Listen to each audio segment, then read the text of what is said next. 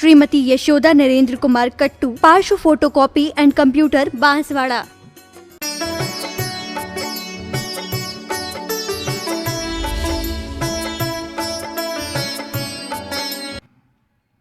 सज्जनों,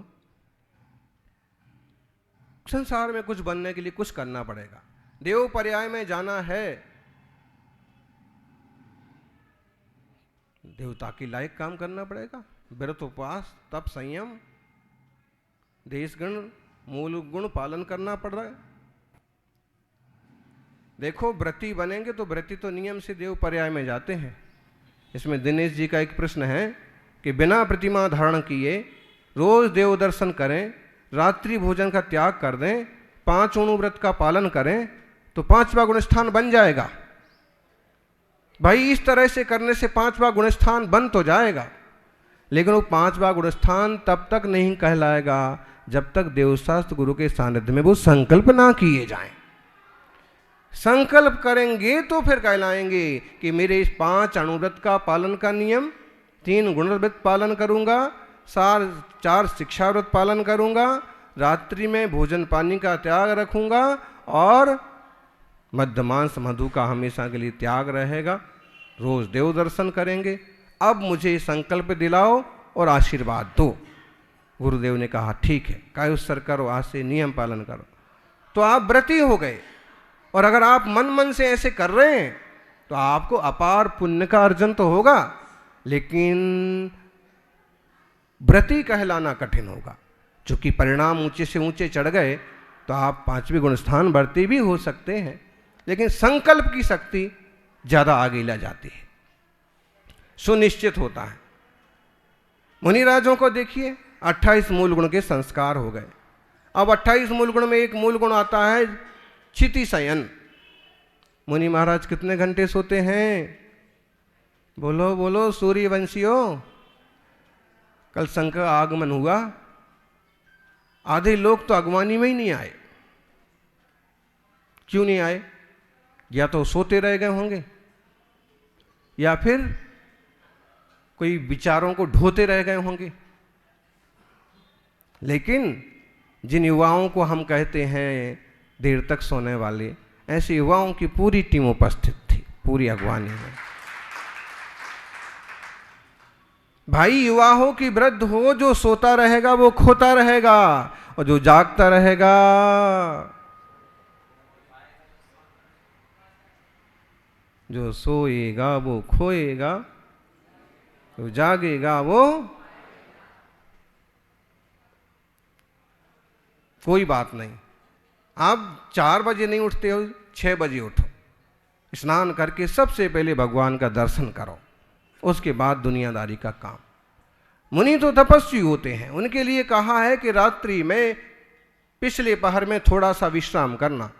जब उसका गणित बिठाते हैं ना तो 1.5 घंटा आता है, ज़्यादा से ज़्यादा 3 घंटा विश्राम करना।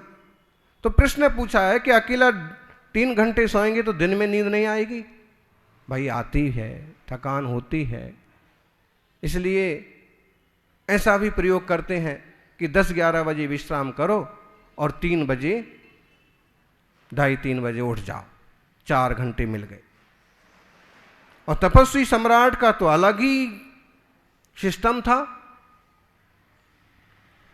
9, 9:15 बजे विश्राम पर जाते, 11, 11:30 बजे से वापस ध्यान, खड़े होके आसन, खड्गासन से जाप, खड्गासन से पाठ।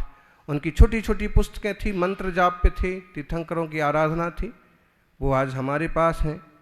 लेकिन उतनी देर तक खड़े रह करके आए। भाई, अपने को तो इतना ज़्यादा 3 घंटे 4 घंटे तक लगातार खड़े रहो, वो करते थे। तब की वो शैली है। तो पुरुषार्थ तो वही करना चाहिए कि कम से कम सोएं। 84 लाख योनि में सोते सोते, रोते रोते ही तो जिंदगियां बीती हैं। क्या समझ में आया दिल्ली वालों? ये कि मनुष्य पर्याय मिली है, ये सोने के लिए नहीं है, रोने के लिए नहीं है, कमाने धमाने के लिए नहीं है। अगर आपके माथे जिम्मेदारियां नहीं हैं, जिम्मेदारियां पूरी हो गई हैं, हैं ही नहीं, तो संयम लेकर के आत्म कल्याण करो। सबसे सुनहरा अवसर है। इससे बढ़िया और कोई रास्ता नहीं है। नहीं तो 84 लाख योनियों में फिर कहाँ से कहाँ फुटबॉल की माफिक होता है जी जीवों का। तो है एक लात पड़ी कि इधर से उस कोने में, दूसरी लात पड़ी तो उस कोने में, और पता नहीं कि कितनी जल्दी आयुष्य चेंज हुआ, कितनी जल्दी गति चेंज हुई, कितनी जल्दी फिर हम अगर विश्वास करें कि हम 70-80 साल जिएंगे तो अभी 70-80 के बाद क्या होगा। लेकिन आज तो इसका भी भरोसा नहीं रहा है। अभी अपन बिजली चतुर्मास में थे, 40-45 साल का कोई हार्ट का डॉक्टर था और वो हार्ट अटैक से ही टपक गया, है ना।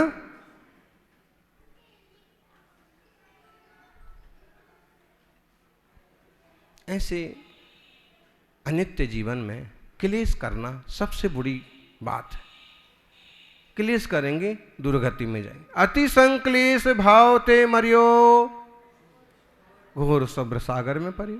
अच्छे भाव से गए तो देवगति में, और अगर शुभ और अशुभोपयोग से जीव ऊपर उठ गया, शुद्धोपयोग में पहुंच गया तो कहाँ जाएगा? बोलो, सिद्धालय में जाएगा।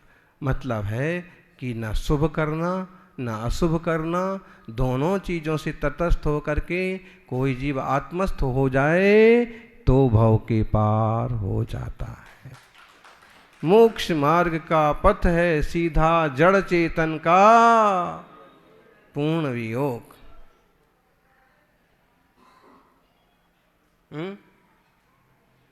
जड़ और चेतन की भिन्नता को समझो।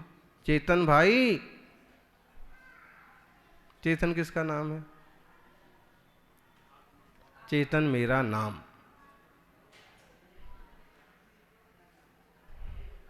हूं चेतन छू, मी चेतन आहे, माझे नाव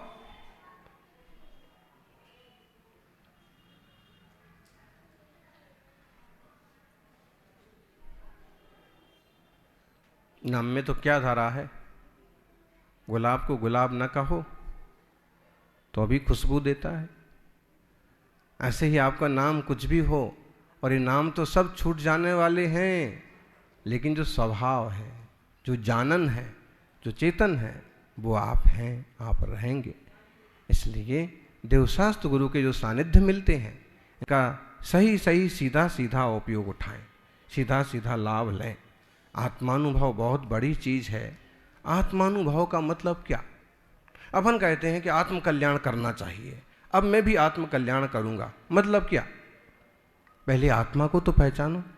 आत्म मतलब स्वयं, जानन, ज्ञायक स्वभाव है। अब पूछा है कि आत्मा का अनुभव कैसा होता है, बताइए। आम खाने वाले को पूछो आम कैसा होता है, बोलो आम का रस कैसा होता है?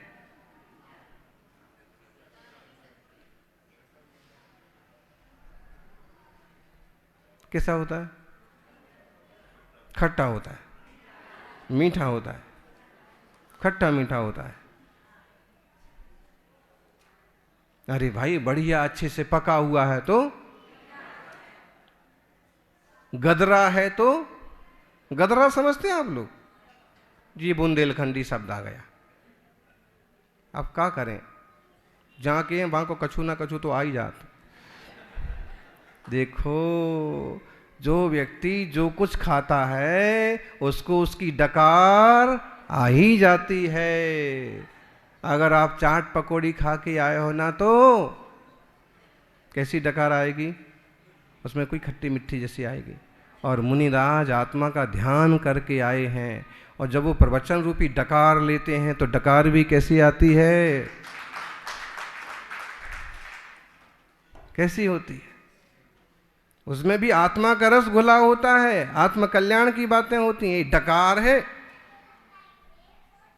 प्रवचन क्या है? उनको यूं रहना चाहिए ध्यान में, आत्म ध्यान रूपी भोजन करते रहना है, अपने आप में संतुष्ट रहना चाहिए। लेकिन आपने आग्रह किया कि चलो महाराज जी थोड़ा सा हमको मार्गदर्शन करो, हमें भी भव से पार जाने का रास्ता बताओ। हम आपको नसीराबाद से बाहर जाने का रास्ता बता देंगे, ठीक है। तो जैसे अब आपने पूछा, तो अब देखो श्रावक का अपना काम करता है। अगर श्रावक नहीं बता करके लाते कि रसीराबाद किधर जाना है तो यहाँ तक कैसे आ पाते? तो आने का रास्ता भी, अब बाहर निकलना है तो हमको नहीं पता कि शॉर्ट रास्ता कौन सा पड़ेगा, तो अभी रास्ता कौन बताएगा? जैसे श्रावक को मुनिराज को दूसरे नगर से लाकर के अपने घर तक का रास्ता बताता है कि यहाँ चौका लगा है, पधारो मन शुद्धि। जैसे श्रावक मुनिराज को नगर प्रवेश कराता है, जनालय का, अपने घर का रास्ता बताता है, मुनिराज परम उपकारी होते हैं, ऐसे धर्मात्माओं को वो मोक्ष मार्ग का रास्ता बताते हैं।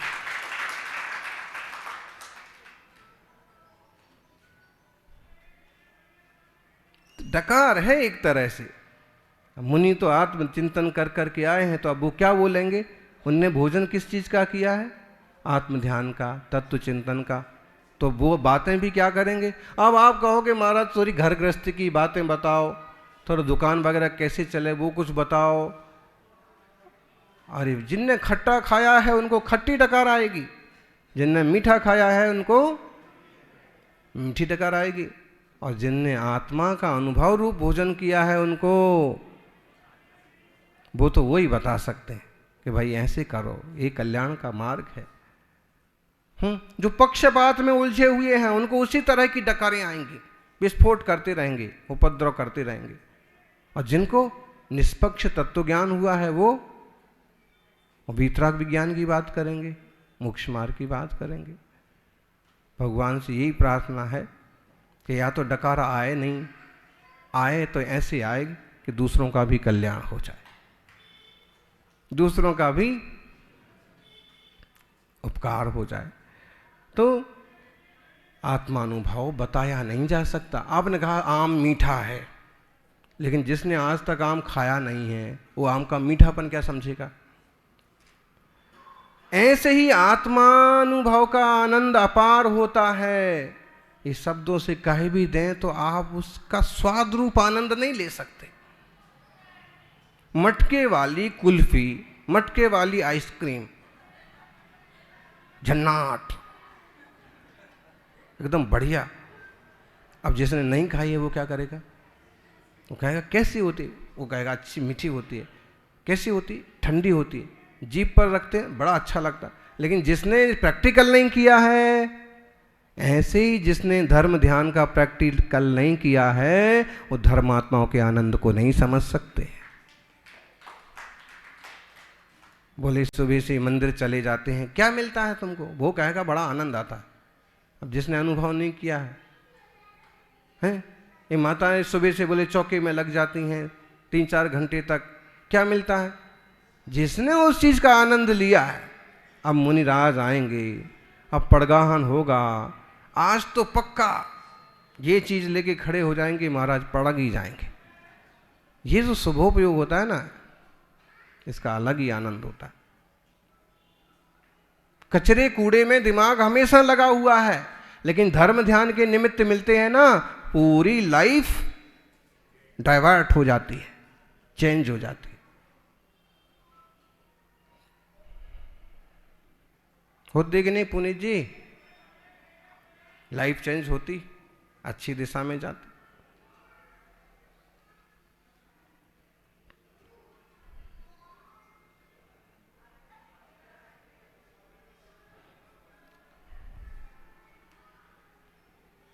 ब्रह्म संयम आत्म कल्याण के लिए साधन है, इन्हें स्वीकार करें, संयम पूर्वक, शांति पूर्वक सही दिशा में बढ़ें।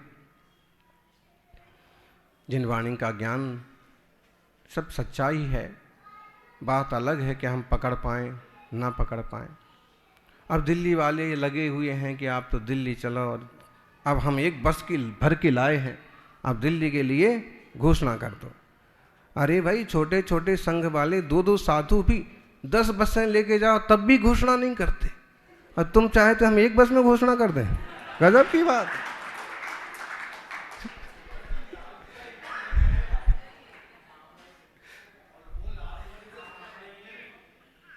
अरे भाई, बात तो ठीक है आपकी।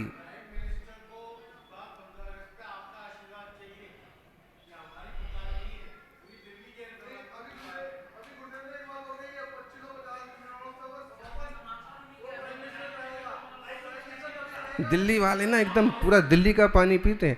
दिल्ली का हर एक आदमी प्राइम मिनिस्टर है।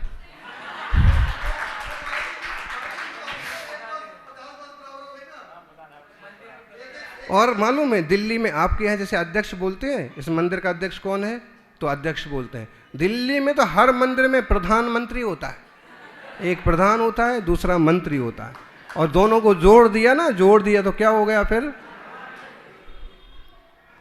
तो भावनाएं बहुत अच्छी हैं, प्रयास भी अच्छा है, और इस पर अपन चिंतन मंथन भी कर रहे हैं। निश्चित रूप से ऐसा कुछ हो जिन धर्म की गरिमा बढ़े, महिमा बढ़े,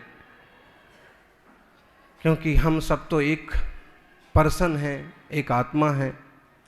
हमारे जीव का कल्याण भी जिन धर्म रूपी नाव में बैठने से होगा, और हम चाहते हैं कि जिन धर्म रूपी नाव हमेशा सुरक्षित रहे और हमेशा आगे आगे बढ़ती रहे, ताकि अनेक अनेक जीव इसमें बैठ कर के भाव के पार चलते रहें। तो दिल्ली वालों की भावनाओं पर भी मंथन जारी है, और इंतज़ार करते हैं कि जब एक हवाई जहाज़ भर के आएंगे फिर अपन सोचेंगे।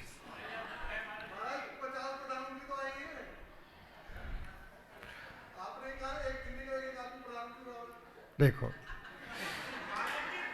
चलिए इस बात को अपन यहीं छोड़ते हैं, नहीं तो सच में ये हवाई जहाज़ भी भर के लेके आएंगे, इनका कोई ठिकाना नहीं है।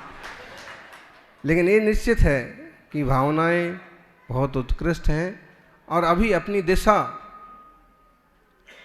सुनिश्चित नहीं हुई है कि अपन किस तरफ बढ़ रहे हैं।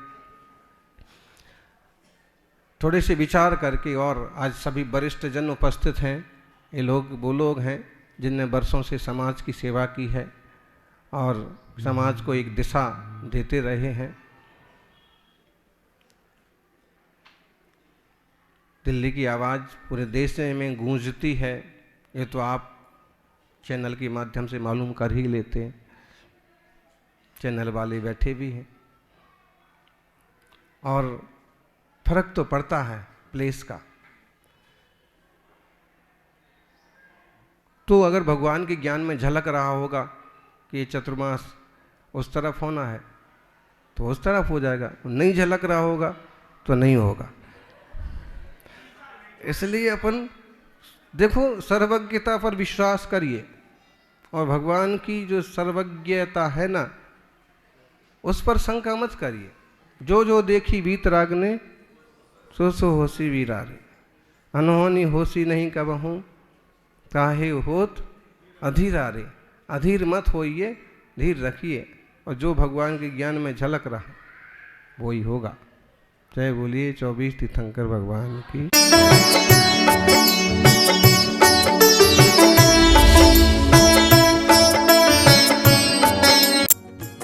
इस कार्यक्रम की पुण्यार्चक थी श्रीमती यशोदा नरेंद्र कुमार कट्टू, पार्श्व फोटोकॉपी एंड कंप्यूटर, बांसवाड़ा।